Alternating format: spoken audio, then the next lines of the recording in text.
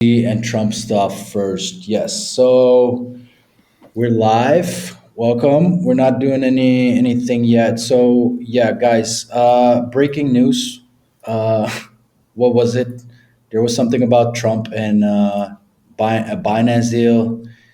CZ asking a pardon. I'm gonna pull it up. Yeah, you can pull it up. Here you go.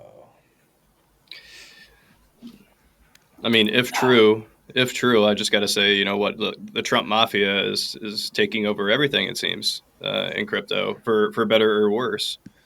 Um, yeah, I mean, we'll see. I guess if it's true. He actually likes making some deals with like these like Chinese origin crypto exchanges, right? Like Justin Sun, right?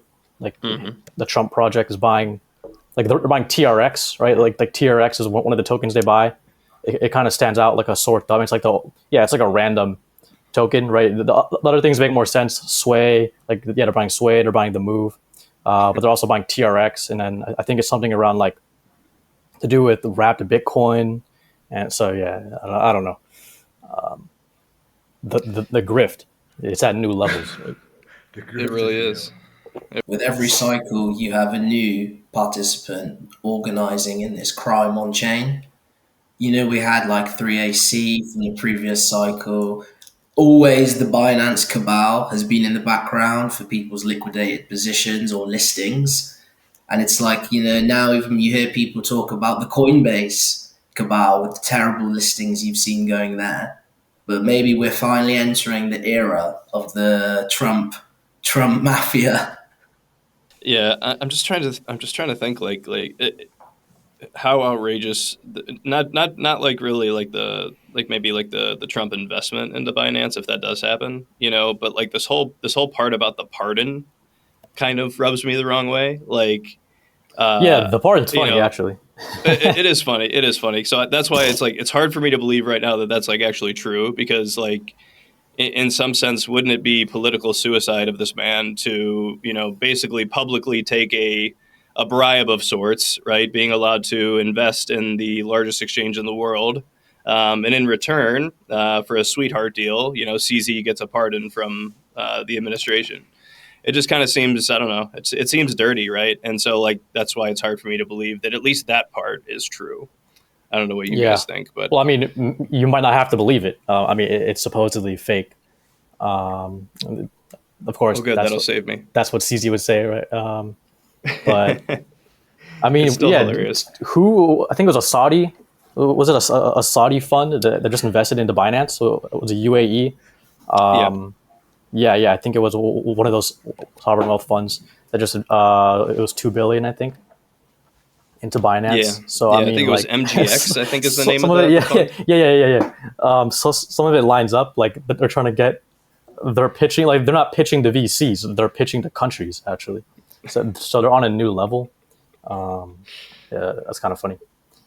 It But I is. mean, I he's not mean, even like I don't even know what a pardon does, right? Because Binance is based. I think they're based in UAE now, right? He's not even an American. So yeah, the pardon thing is like yeah. that might not be that might be an Yeah. exaggeration. Like I just don't see how that's I think it helpful is for him. too. 'Cause, I mean, he's already out of jail, right? So, like, what's what's the benefit of getting a pardon if you've already like done your time? You're out of jail. I mean, maybe it takes some of the other heat off of you, longer term. But like, there's not really a huge benefit I thought at maybe this he point. wasn't allowed to enter the U.S. or something like that, even after the new time. I don't know if he can. Yeah, I'm not really sure. I think Yeah, he's a, is he a he UAE? I can. think he might be a UAE citizen. I think he might have been like one of those few people that got like the passport. I could be wrong on that. Maybe I'm mistaking him for someone else. The chosen one. Well, he's But I don't denying. know. He's saying that they got the facts wrong. So Well, that's good maybe news we can because it's crazy. maybe we can debunk this one. But But I will say though, to Daniel's point, I will say though that absolutely correct that CZ and Binance are just proving that there's there's levels to this shit, right? Like there's certain levels to this game. and CZ and Binance are always playing, a level above, I think, in most scenarios. So I mean, just look at the drawdown in BNB. You compare it to Solana, Ethereum. I think it's still only down like 26, 27% from its peak. So it's like whatever alchemy CZ's got going on over there. Maybe it's just this premise of utility that so many tokens claim to have, but they don't have. Maybe there's just enough like different use cases for it now: fee tiers, gas, launch pads. But Yep, what yep, Yeah, the yep. hell they're doing? yeah, yeah, yeah. I think BNB is like the best. It's like the closest thing to like an index, right? So it outperforms ETH.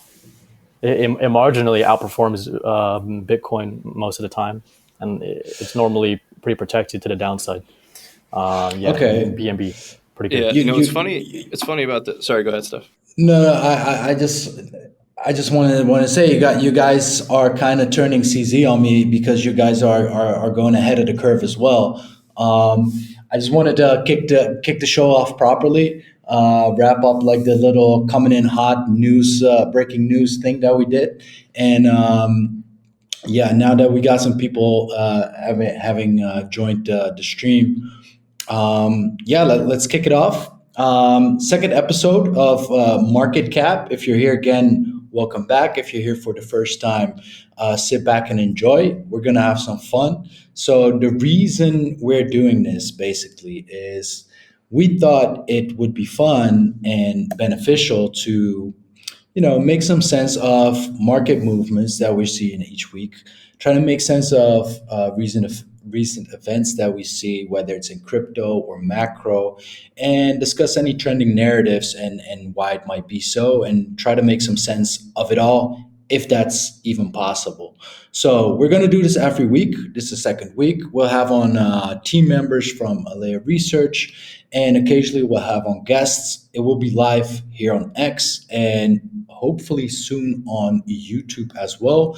And after the episode, we'll post it on YouTube. So with that, I want to introduce the team. We got D team, part of the research team here with us at Alea Research.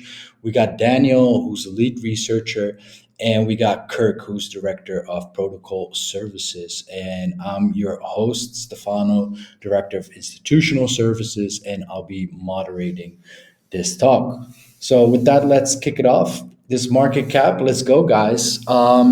Back to everything we were talking about. BNB is doing good, state of the market, things like that. Oh yeah, yeah. I just wanted to say, so I was listening last week to D's take on BNB, and completely agreed. Right, BNB usually, relative to the market, is always kind of showing strength. And I just thought it was funny because yesterday I was talking with Huff, who's the founder of Pair Protocol, and so like Pair Protocol allows you to pair trade, and I just this whole conversation is just sparking my thoughts, right? Like I need to go pair trade BNB, go long BNB, and then basically short everything else against BNB in the market. You probably do pretty good, right? It's hard as shit to figure out how to make money, I think, right now with how uncertain these markets are. So that could actually be a good strategy. I got to go look into that after this. Do some pair trading.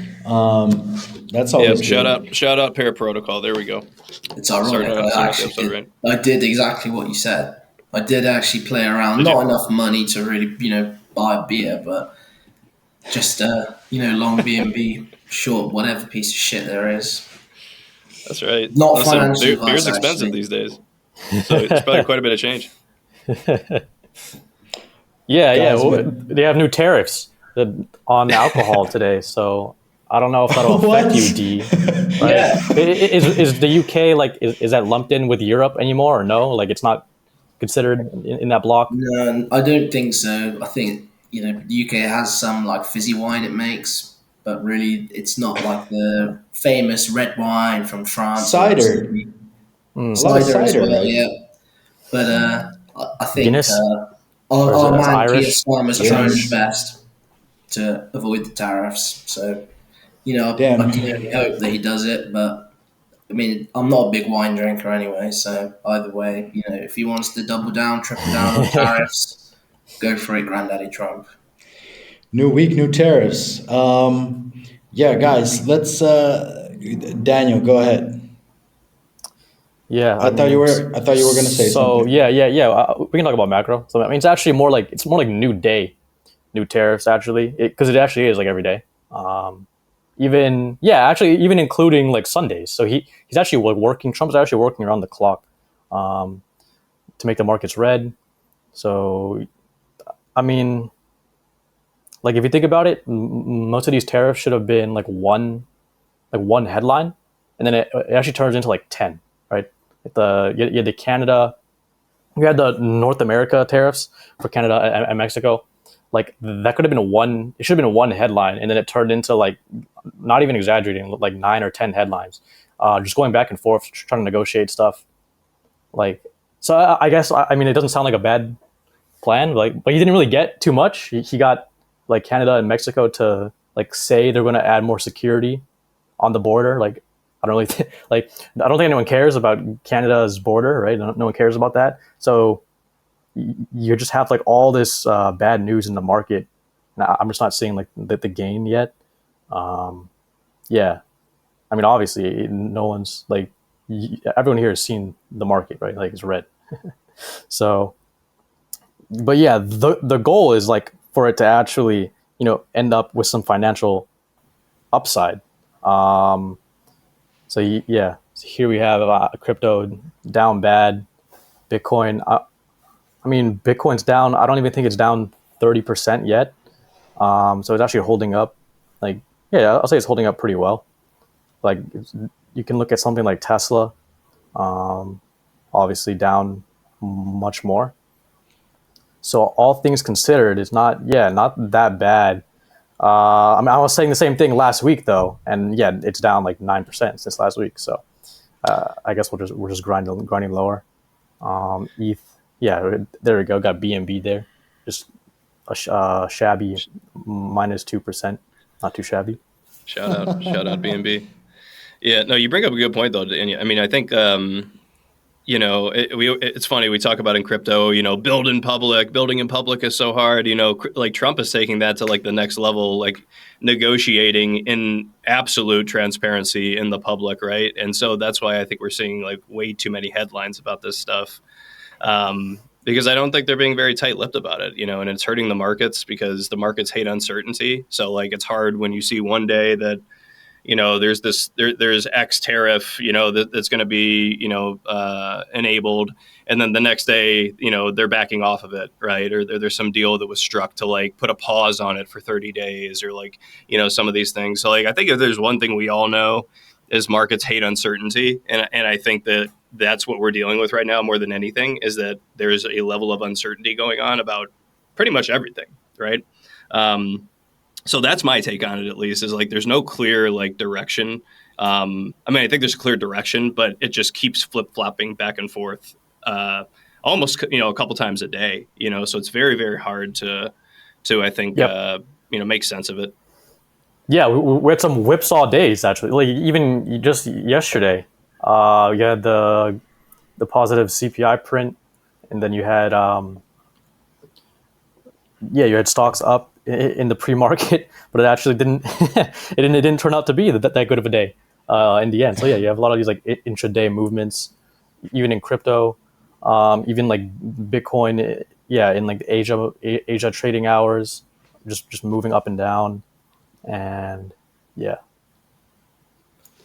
I think eventually each headline has a dampening effect. So at the start, with the first few tariff headlines, no one really knew what was going to happen, what the outcome was. But I think eventually, like the meme of this roller coaster for the meme coins that goes smaller and smaller and smaller. I feel like you get some similar effect with this, but then eventually, the traders or market are going to get it so wrong, and then either these do go massively into effect and then like mess up everyone's positioning, or maybe each consecutive false alarm, people just lose faith in it, and then market just carries on grinding. Yeah. Well, I mean, yeah, it's definitely definitely grinding lower. I think we filmed the last episode on Friday, so it's not even a week ago, and I think we were right around 3 trillion. Now we're like firmly in the 70s, like 2.7 trillion. So yeah, pretty everything. Bitcoin's taken a bit of a dive, but everything else has done even worse. So yeah, I mean, I don't even. It's not even just like a headline thing. I think the headlines definitely don't help, but yeah, it's about like growth too, right? So even if there was no headlines, like he just said like, oh, okay, 25% tariffs, and then it was just like a one and done thing. There was no like back and forth. Yeah, so I, I definitely think markets would still be deep in the red. Um, yeah, I mean, how do you like predict the negative ramifications for all this stuff, right? I mean, it's not even just tariffs. It's like Doge and stuff, right? I saw like 50%, apparently 50% of all travel, government sponsored travel has like been cut. So, so that's like a very significant part of demand in the airline industry. And then like yeah, not even 2 months, it's just been cut in half. So, I mean, that's not going to like the actual data from that and how it's affecting these airlines and stuff like that is going to take like some time to show up in the earnings and stuff. So yeah, it's not even like a pure headlines thing, but the headlines definitely don't help. It's like you're trying to find the worst way to go about this. Yeah, agreed. I think that's one thing, that a lot of people don't think about with this Doge stuff, is the fact that, like, so how many industries actually do rely on, like, the government contracts or, the government spending. And so, like, there's ramifications to all of that, right? Like, there's downstream effects of the cost savings that maybe Doge is attaining, right? Um, and so that's why, like, I really do think that, I think they brought up, like these possible like stimulus checks as a result of it. Um, that's another reason why I do think that that'll eventually get done, is because, right now, you're cutting money from, several sectors, several industries. And so you've got to get that money back into the economy somehow. Yeah, I mean, if you think about it, like the government bloat, it is kind of like a stimulus check. Like it's just a worse one. Like you actually have to go, work for the government. But yeah, I mean, it's giving a bunch of people money, and it's not like, yeah, it's not done in the most productive way. They're giving money to contractors and stuff like that. So obviously, it's irresponsible. But it ends up, in the actual economy, right? It ends up like, so when you see like in San Francisco, like spending 2 million to build like a porta potty or like a single bathroom, right? There's like a famous headline, but that's actually going to like a contractor, right? Like some guy in construction, and he's gonna like buy a car or whatever. You can go out, eat at a nice restaurant and stuff. So yeah, I mean it's like it can be good and bad at the same time. So I think it's definitely not a good thing in the interim for consumption and the services sector of the economy. I mean, government job growth is actually like the biggest driver of employment growth over the past several years. So yeah, it's like I think it's kind of rich to assume that they're all just going to leave the government and like magically flow into the private sector. Like, what are the people even going to do, right? Like, what jobs are they actually going to work? They might not exist yet. Maybe they won't exist. So yeah, I think it takes some time to see like what what those people actually end up doing, and you can't just assume that they're going to be like, oh, I'm going to take them out of government. Like, I'm going to put them into the productive sector or the private sector. There might not be a productive job for them to do. Or is it just the pain that they want to bring unemployment down? Well, up, sorry, to make more people unemployed. Maybe. I mean, some people are saying that, like Trump's playing 4D chess. Like, he has a plan. Like, it's for. I mean, I don't think so. But yeah, some people think that he's trying to like intentionally slow What growth. was the rationale? He wants to intentionally slow growth to bring the 10-year yield down, and then like influence Powell like to cut even. So we've definitely covered that. Yeah, in our macro coverage. I mean, yeah, it's kind of like I think it's like a bit of a rich assumption. It's yeah, like I don't think he's playing 4D chess. I don't think there's like a master plan. I mean, there's always a possibility, but I think it just coincides with. I mean, he just does like exactly what he said he was going to do, right? He said he was going to make tariffs. He said he's going to have Elon Musk come in and like cut a bunch of jobs, right? And then he actually it turns out he's going to do exactly what he said. Like there's no like secret, there's no secret sauce. And yeah,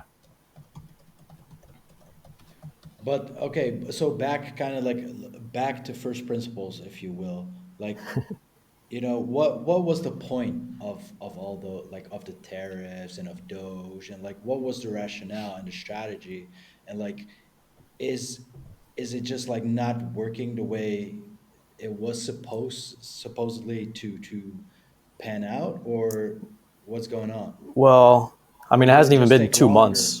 longer? Yeah, it hasn't even been 2 months yet. So I mean, how do you judge if it's going to work? I mean, there's some things that like you could use as a sign to justify why it's working, like Like Hyundai, what? like Japanese and Korean automakers, like either like explicitly pledging to set up shop and manufacture more in the U.S. or like just saying Yep. they will. Maybe they won't, but they say they will. And there are like a lot of encouraging investments um, coming from people from Japan, from Yeah. TSMC and stuff like that. So I think the market's like glossing over that, right? So that's like the good news. Like, okay, we did all this bad stuff, but like Yeah. this is why we're doing it.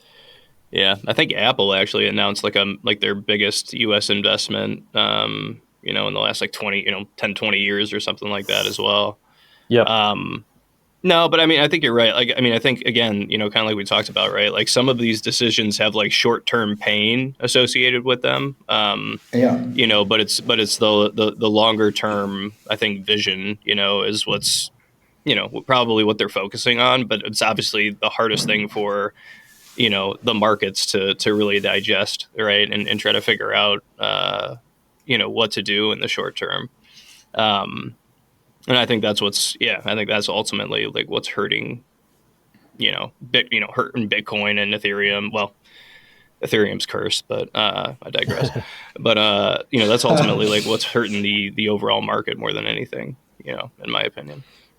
Do you think it's also them just like trying to promise what they were going to do? I think a lot. I don't know. I'm not American, so I didn't vote in the election. But was it this sort of promise? Me and Elon will go in, shake it all up. Make people give people the belief. That we're going to push against the bureaucracy and government system against for you, the voters. And now is like some of it just be careful what you wish for because you might get it. And is it just the application of things that maybe many people in America had in their head when they wanted to support them? Again, I wouldn't know. Well, I'm from the Beanland, so Yeah, I would say there's probably an element of that. You know, there is an element of that. But then I mean I think if you look at crypto specifically, just to talk about the strategic reserve thing for a minute because I thought this was just an absolute clown show. But you think about the amount of traders and the amount of investors that were kind of trying to price in like this strategic reserve and like this is going to be this huge catalyst. And I think Trump and his team like they did a carefully worded job talking about the strategic reserve, right? Because it kind of made it seem like they'd be buying Bitcoin with government funds and building a reserve, and they're whatever they're swapping Bitcoin, et cetera, right? And in the reality, what'd you get, right? You basically got, hey, we won't sell the Bitcoin that we've already confiscated from these various activities over Yeah. the last 10 years. So I think honestly, I think that the sentiment, right, the overall market sentiment when it comes to Bitcoin, and obviously everything else in crypto follows that. I think that got shook and broken a little bit because I think so many people were anticipating that, and then they got something completely different, right? But again, that's short term, right? I think it does set the stage for other countries, right, to come in and start thinking about how do they build up a strategic reserve of Bitcoin, right, or digital assets. So we'll see. Again, I think Daniel's absolutely right. It hasn't even been 2 months. These things have to play out, obviously.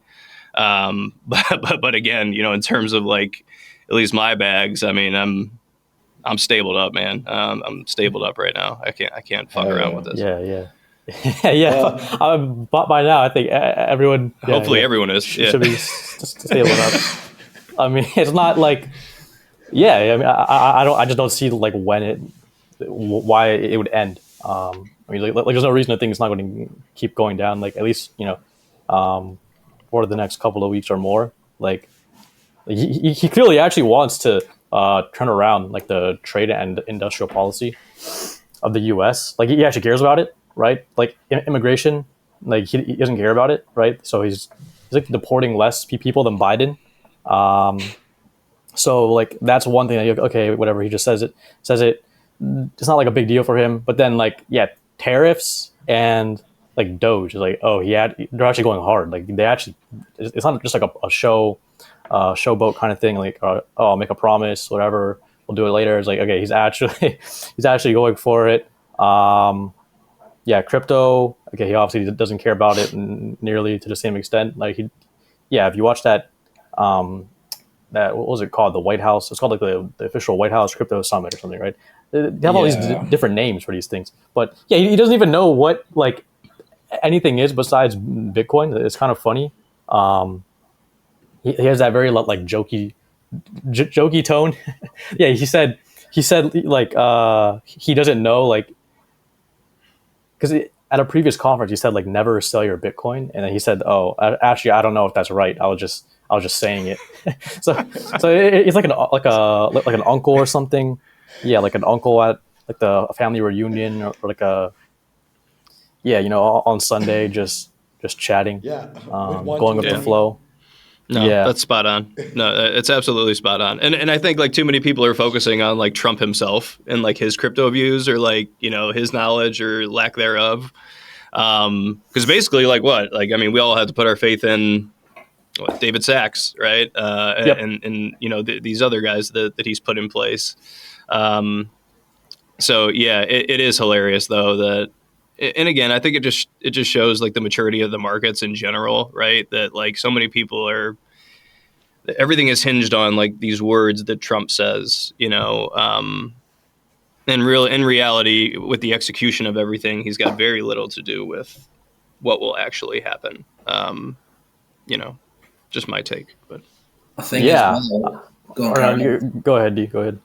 I was just thinking as well, a bit of a curveball. You know how all those a few weeks ago, maybe a month ago, we had this wave of terrible news about the meme coin scamming, sniping, the Libra rug as well. I think in a way, the market does often find a way to give a bit of bad karma back to everyone. Respect the pump. I think as well, there's a similar thing with, because I remember in the previous cycle, we had Luna. It was set the precedent, really bad bearish times. And then obviously FTX would always have bad bearish effects. But I think even though the scamming that went on with Libra wasn't to the level, of course, of FTX or Luna, it's still this, it conveniently happened at a time where then all of a sudden afterward, you have all the Trump stuff, negative macro, all of these things where it has probably a big impact. But then I think it's easy for so many traders to put all their focus on that, where actually, in the background, there was a lot of shitty shit going on. So I think it's an element always worth thinking about because, those things do have an effect on the market. Solana's not, ripping all the time. Maybe there's less capital that flows into some of these chains as a result